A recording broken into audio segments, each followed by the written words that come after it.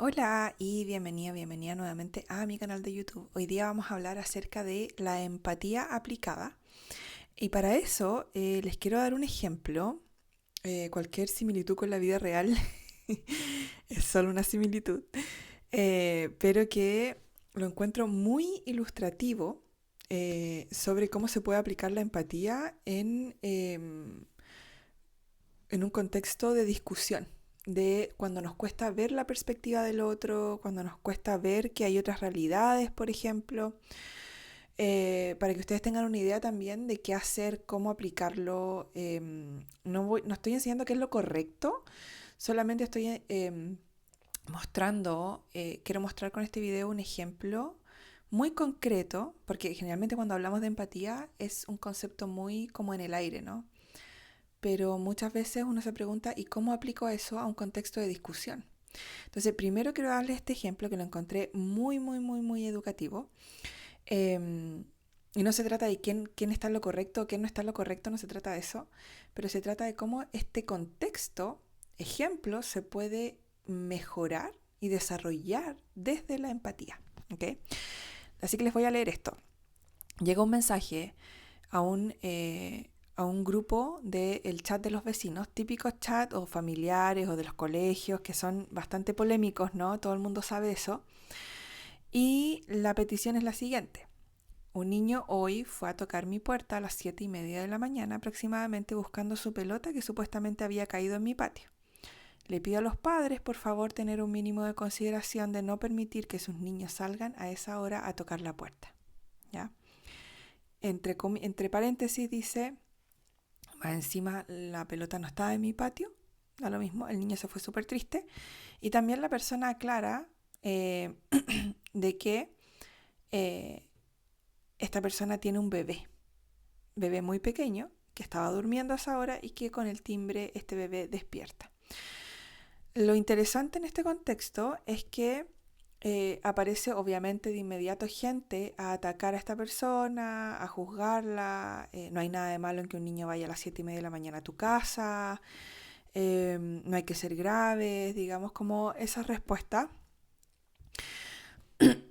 eh, en donde la persona se tiene que defender contando el contexto de por qué a esta persona no le gusta que le toquen el timbre a las 7:30 de la mañana para pedir una pelota. ¿Ya? Em, las personas también dicen que a esa hora están todos despiertos, etcétera, etcétera, etcétera. Y aquí pasan dos cosas, porque además luego esta discusión escala a que la misma persona que estaba diciendo que no tenemos que ser graves, que no hay que ser graves, etcétera, digamos, le dice a esta persona, le dice que hay que defender la niñez. Y es súper interesante porque ahí ya se fue el punto de de la discusión realmente. Y ahí, bueno, salen otras personas diciendo que lo que pidió la persona no era que el niño no fuera a buscar la pelota, es el horario en que fue a buscar la pelota, como en el contexto en que fue a buscar la pelota. Y esto es súper interesante porque antes de hablar de la empatía, ¿qué pasaría si nosotros pudiéramos ver más allá de la discusión? ¿Ya? Porque es una discusión súper rutinaria, digamos. Esto sucede probablemente en muchos chats grupales de comunidades, de vecinos, de colegios, con otro nombre, con otro contexto. Pero yo sé que si ustedes están viendo este video acá, ustedes están en alguno de esos chats y en algún momento ustedes van a ver algún tipo de altercado, discusión o encuentro de este tipo. ¿Ok? Pero ¿qué pasa si nosotros podemos ver más allá de la discusión? A mí me pareció muy interesante cuando yo leí todo esto y fui testigo de esto, de observar cómo se iba desarrollando una malinterpretación a medida que iba pasando más el tiempo, más se malinterpretaba todo. Y yo pensaba, ¿qué pasa si nosotros pudiéramos observar, pudiéramos ver esto con unas ganas más compartidas de comprensión? Con unas ganas como... Siento que eso es lo que transforma todo, honestamente. Eh, ¿Qué pasa si pudiéramos ver más allá de lo que se está diciendo realmente? ¿Ya? Ahora, en mi en mi análisis, eh, ambas partes, eh, ambas partes se tropezaron, podría decir yo. ¿Cómo así? Primero, por un lado, la primera persona que hizo la petición en el grupo, creo que mi opinión personal es que si yo sé que el grupo de los vecinos no es un espacio seguro para compartir algo vulnerable o una opinión, porque ese grupo nunca lo ha sido. O sea, cada vez que alguien pide algo, cada vez que alguien estipula que algo le molesta o trata como de pedir algo, lo primero que siempre hay en esos chats generalmente es humillación pública. ¿Okay? Porque no hay espacio para las perspectivas diferentes generalmente ahí. Entonces, si yo sé que ese lugar no es un espacio seguro para mi vulnerabilidad, muy probablemente no voy a compartir mi vulnerabilidad abiertamente, públicamente. ¿Ok? Entonces, una de las gestiones más apropiadas para proteger mi seguridad, por ejemplo, si yo soy la persona que va a escribir algo así, generalmente podría ser mucho más seguro si yo lo hago directamente con la persona involucrada, en privado. ¿Ok? ¿Por qué? Porque también el decir eso en forma pública también genera una humillación pública para la otra persona. Entonces, lo más seguro ahí, entendiendo el contexto y todo, es que si yo soy esa persona, por ejemplo, yo vaya y mensajee a los padres de este niño, pero por privado. Y les diga, hola, ¿sabes qué? Pasó esta situación y a mí personalmente, por este contexto que yo tengo, no me acomoda que vengan a las 7:30 de la mañana. Me gustaría mucho más, por ejemplo, que me mandaran un mensaje, me digan, oye, a mi hijo se le cayó la pelota en tu patio, ¿cuál es el mejor momento para ir a buscarla? ¿Cuándo vas a estar en casa? ¿Cuándo podemos ir a buscarla? ¿Okay? Y esa es la segunda parte, que yo creo que se tropezaron los padres del niño en lo otro, digamos, en el sentido de que si mi hijo se le cayó una pelota al vecino, yo no actúo como que la casa del vecino es como si fuera mi casa también. ¿Se entiende? Entonces ahí también el tropezón de la otra parte para mí tiene mucho que ver, y esto es respeto, consideración básica, digamos, de otro ser humano, como de preguntar cuál es el mejor momento para poder traer mi pelota de vuelta o conseguir mi pelota nuevamente, ¿cierto? Porque uno no, es como que si uno se metiera en el bolsillo de la otra persona, no puede meterse en la disponibilidad del tiempo de la otra persona. Esa es mi percepción, mi opinión. Cuesta a veces que la gente entienda un poco ese tipo de cosas. Ahora, lo que yo, antes de como hablar de la empatía y de todo eso, quiero ampliar un poco la visión acá. Mucha gente decía en ese chat, varias personas dijeron que la gente a las 7:30 de la mañana ya está despierta. Pero ¿de dónde viene ese comentario, por ejemplo? Viene de la propia realidad. Yo creo, porque yo me levanto a las 6 de la mañana, o a las 7 de la mañana, o a las 5 de la mañana, que todo el mundo está despierto a esa hora. Pero ¿qué pasa con las personas que trabajan por turno, por ejemplo? ¿Qué pasa con las personas que trabajan toda la noche y llegan a las 6, 7 de la mañana a dormir a su casa? Y recién a las 7:30 están conciliando el sueño. ¿Qué pasa con las personas que están enfermas? ¿Qué pasa con las personas que se sienten mal o que están viviendo un duelo o que les acaban de decir a las 5 de la mañana que falleció una persona muy querida? ¿Qué pasa? Yo sé que son contextos mucho más extremos y mucho más puntuales. ¿Qué pasa con la persona que tiene un bebé y que el bebé ha estado despierto toda la noche o lleva muchas horas despierto y, y recién a las 7, 7:15 se quedó dormido y tocan el timbre a las 7:30?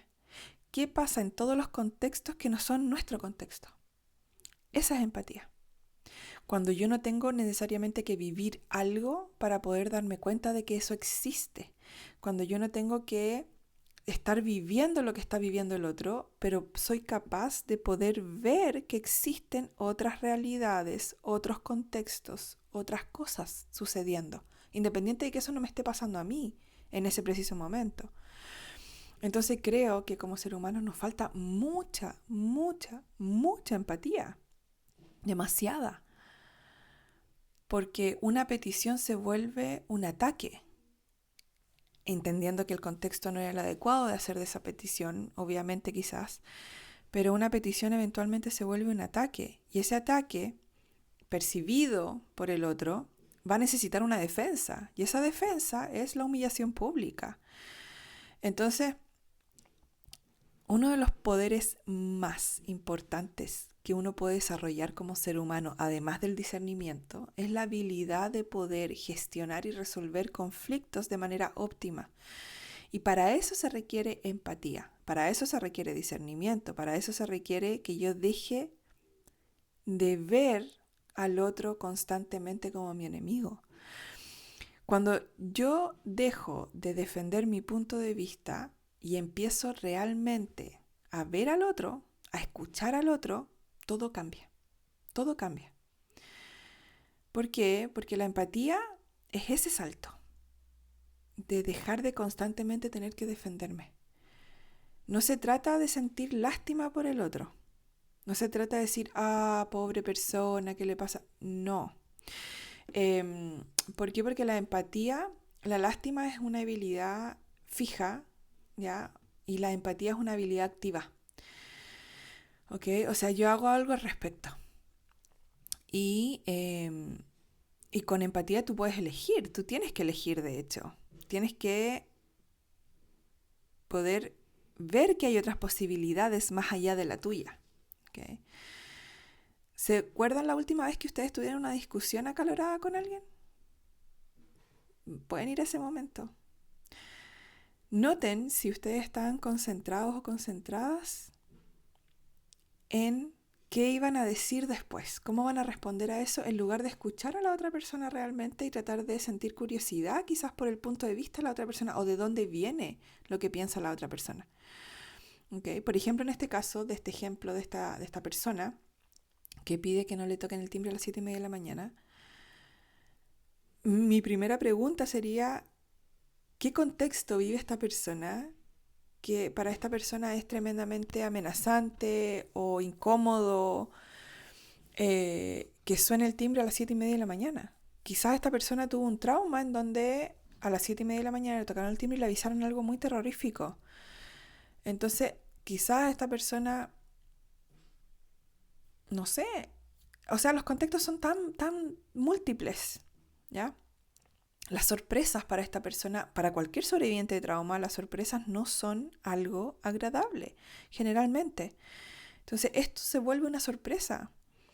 Entonces, el cómo va a responder la persona a una sorpresa, si es sobreviviente de trauma, no va a ser de la mejor manera, no va a tener la mejor cara, no va a tener la mejor actitud. ¿Se entiende? Entonces, la verdadera conexión con un otro comienza cuando dejamos de pensar en nuestra respuesta, cómo nos vamos a defender, y empieza cuando nosotros empezamos a escuchar la verdad o la experiencia que la otra persona tiene para contarnos, independiente si nos esté contando explícitamente o entre líneas.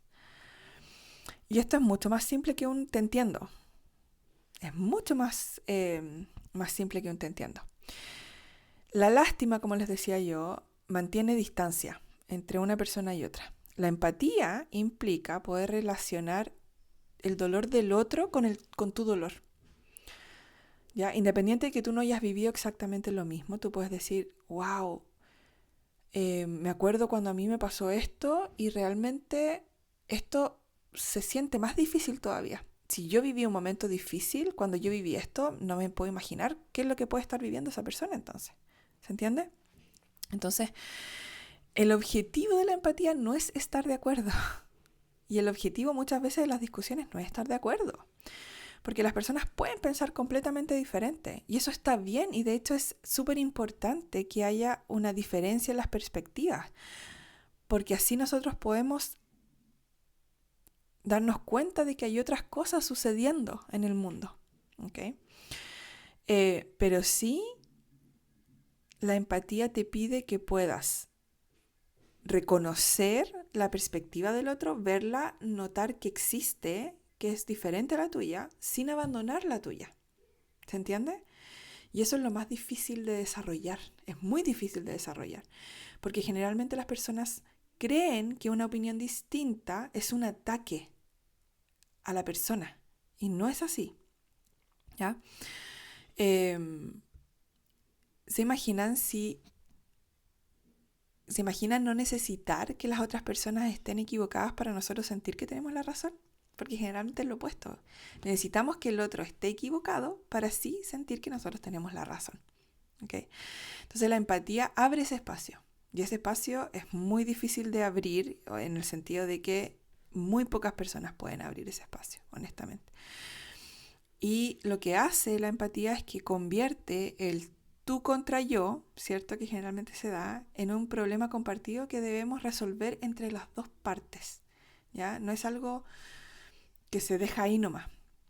No se trata de ganar una discusión, sino de poder reconectar con la humanidad de la otra persona y con la humanidad de uno también. Ese cambio no ocurre por casualidad. Necesita esfuerzo, necesita voluntad, necesita intención. Esto es súper intencionado, súper intencionado. Y se basa en tres cosas claves, tres actitudes claves. Estos tres pilares son curiosidad, vulnerabilidad y coraje o impulso, ¿ya?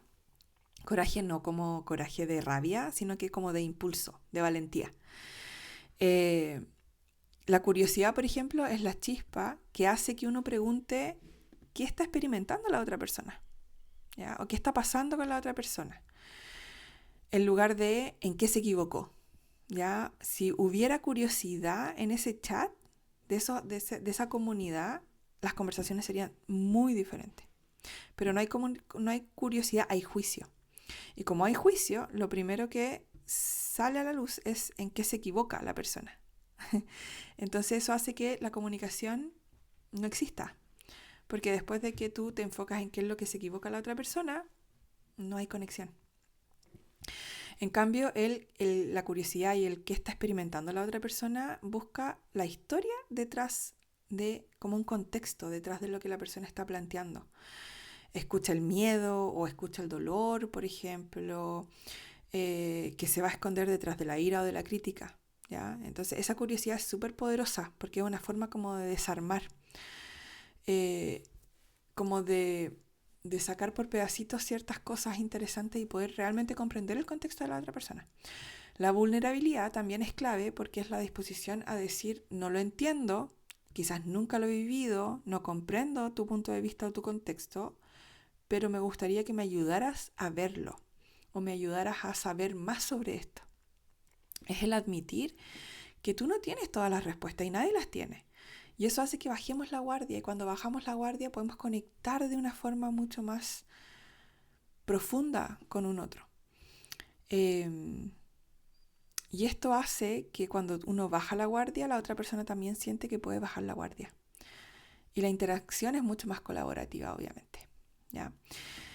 Y el coraje o la valentía puede ser, es la fuerza para poder permanecer presentes en momentos súper incómodos, porque también se requiere de eso.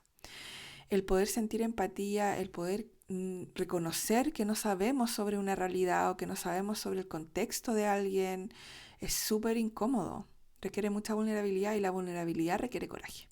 ¿Okay? ¿Por qué? Porque también necesitamos poder sentir la frustración del otro, el miedo del otro, el dolor del otro, sin querer aliviar al otro, sin reaccionar desde el defenderme, etc.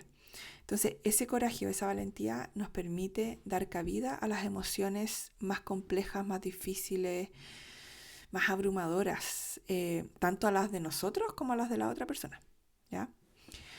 Y esos son los pilares básicamente fundamentales que se requieren para poder tener una conversación, gestionar dificultades, conflictos, sin tener que estar a la defensiva, ni atacar al otro, ni humillar públicamente al otro, ni tratar de defendernos constantemente.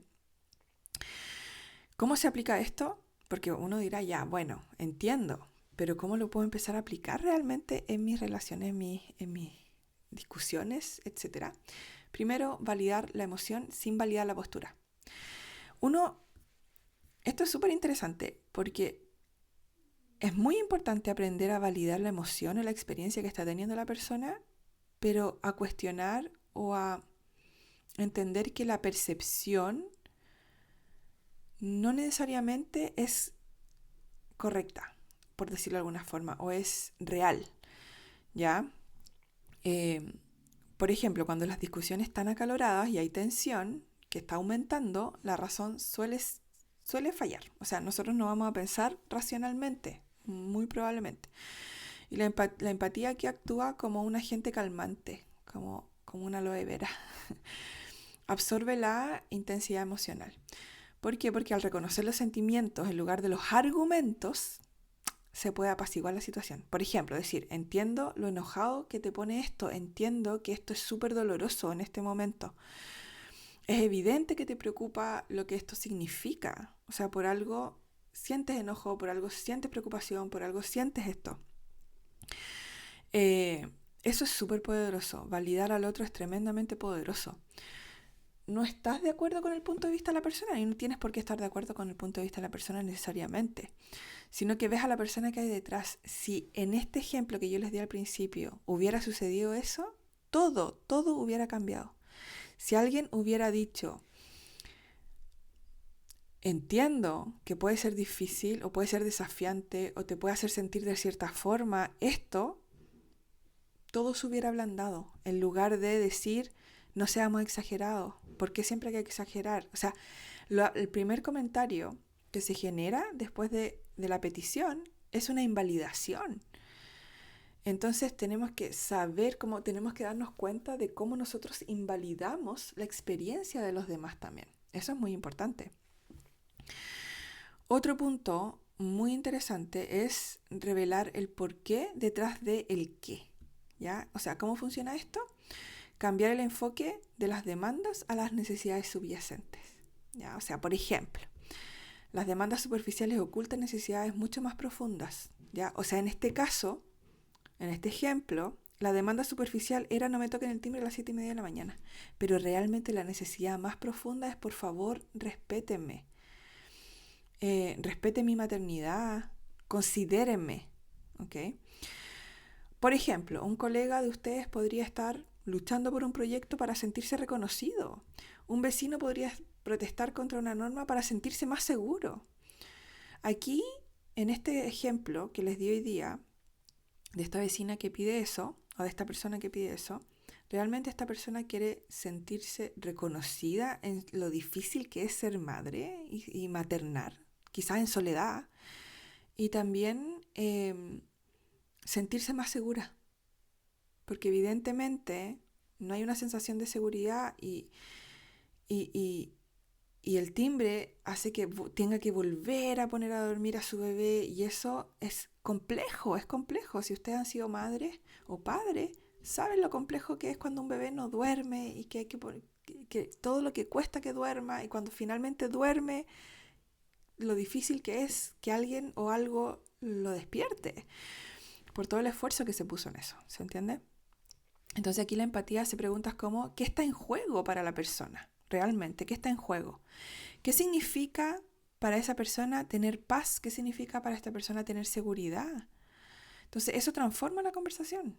Pasa de una disputa a averiguar lo que realmente la persona necesita y cómo nosotros podemos también ser un aporte como comunidad en esas necesidades. ¿Por qué? Porque las soluciones se hacen posibles cuando se aborda el verdadero por qué detrás. También es súper importante crear un terreno común, eh, o sea, encontrar la humanidad compartida bajo las opiniones opuestas. ¿Ya? Eso es súper importante porque uno puede discrepar en muchas cosas, con mucha gente, pero compartir sentimientos comunes es muy importante. Quizás ambos conocen el dolor de la falta de respeto, ¿ya? Ese es un terreno común, es un terreno común. Quizás ambos se preocupan por su familia, ambas partes se están preocupando por su familia. Los padres del niño se están preocupando por su familia y la madre del bebé que no quiere que la despierten a las 7:30 se está preocupando por su bebé. Entonces, el punto común aquí es que ambos están haciendo lo mejor por sus hijos. El cómo es la diferencia. El fondo está bien, la forma es la que tiene la que tiene algunos déficits, ¿no? Entonces, cuando las personas empiezan a conectar con el fondo, cuando se dan cuenta que ambos tienen la misma meta, solo que aplicada de forma diferente, la dinámica va a cambiar. Entonces ya no se enfrentan a un oponente, a alguien, a una amenaza opuesta, a un enemigo, sino que ambos están en el mismo equipo. Ambos lados de la discusión están en el mismo equipo realmente, ¿ya? Ambas personas tienen miedo, ambas personas tienen esperanza, ambas personas tienen dolor, ambas personas se sienten inseguras de alguna forma, etc. Eso no borra las diferencias, sino que construye respeto entre las diferencias, que es diferente. ¿Pueden ver la diferencia? Y finalmente, las soluciones que abordan las heridas emocionales profundas son las más importantes. Una solución rápida va a encubrir el problema, pero no va a resolverlo realmente. Ya alivia la superficie, pero va a dejar la herida emocional abierta. En este caso, muy probablemente, esta persona siente ahora que fue humillada públicamente y que no va a poder decir ni hablar nuevamente en ese chat de los vecinos, ni ese contexto comunitario, porque lo primero que se hace es hacer bullying rápidamente, ¿ya? Entonces hace que las personas se retraigan y que no quieran comentar, ¿ya? La empatía busca la herida más profunda, o sea, la humillación, la inseguridad, la traición. Entonces, una solución que reconoce y aborda eso es la más importante para que eso sane también y que podamos tener una comunicación mucho más bonita, profunda, etcétera, ¿ya? Así es como se construye la paz en las comunidades, la paz duradera, a largo plazo, realmente. No solo con una tregua temporal, no solo con soluciones temporales, sino que con algo que realmente respeta la necesidad humana subyacente de lo que realmente está pasando. En resumen, la próxima vez que ustedes se encuentren con algo así, vengan a este video, analicen esto, piensen cómo ustedes pueden ser aporte desde la empatía, en lugar de apresurarse o de no participar o de participar desde otro lado quizás. A nadie generalmente no se nos enseña esto.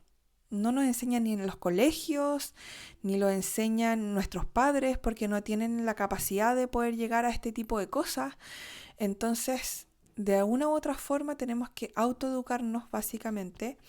Y creo que una de las cosas más difíciles es poder gestionar la comunicación de manera asertiva y gestionar los conflictos de manera asertiva, madura y con empatía. Porque la empatía se siente como un concepto muy como flotando en el aire. Y generalmente nos cuesta mucho poder bajarlo y aplicarlo a la vida diaria. Por eso que quise hacer este video con este ejemplo, que justamente es muy atingente a lo que estamos conversando. Así que poder ocuparlo para que ustedes ya tengan una visión mucho más concreta de cómo se ve eso. Déjenme en los comentarios de qué piensan de esto, les ha pasado, qué sacan en limpio, digamos, cómo les llega esta información. Yo siento mucha curiosidad de saber qué piensan de esto y de que interactúen conmigo. Y síganme para más videos como este. Les dejo un abrazo, muchas gracias por ver y por estar suscritos. Que estén muy bien. Nos vemos en marianali.com.